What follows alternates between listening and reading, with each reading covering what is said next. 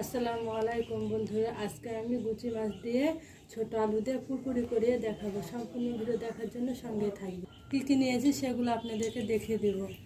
Gucci মাছ নিয়েছি, ছোট আলু, আদা রসুন জিরা বাটা, মরিচের গুঁড়া, হলুদের গুঁড়া, লবণ আর পেঁয়াজ। তেল আমি আগে দিয়ে দিয়েছিলাম, পেঁয়াজ কুচি এখন দিয়ে দেবো।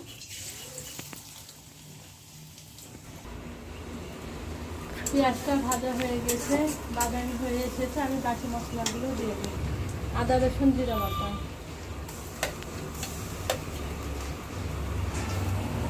মরিচের গুঁড়া, হলুদের গুঁড়া, স্বাদ মতন লবণ, কষিয়ে নেব। মশলা কষানো হয়ে গেছে, আমি গুচি মাছগুলো দিয়ে দেব। গুচি মাছগুলো দিয়ে কষিয়ে নিয়েছি, এবার ছোটো আলুগুলো দিয়ে আর কিছুক্ষণ কষিয়ে নেব।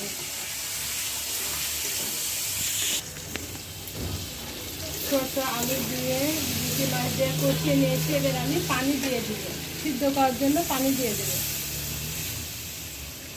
এটা আমি বেশি পানি দেবো না, আমি গুচি মাছটা পুরপুরি করে নেব। তো আমি যে পানি দিয়ে দিয়েছি, এখন ঢাকনা দিয়ে ঢেকে দেবো। ঢাকনা তুলে দেখে নেব, আমার হয়ে গেছে। গুচি মাছের পুরপুরি হয়ে গেছে, আমি নামাই নেব।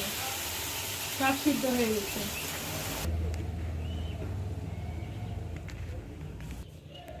আমার গুচি মাছ ছোটো আলু দিয়ে পুরপুরি করা হয়ে গেছে। আমার তরকারিটা কেমন হয়েছে কমেন্ট করে জানাবেন। লাইক শেয়ার করতে ভুলবেন না কিন্তু। পরবর্তী ভিডিও পেতে আমাদের সঙ্গেই থাকুন। আল্লাহ হাফেজ।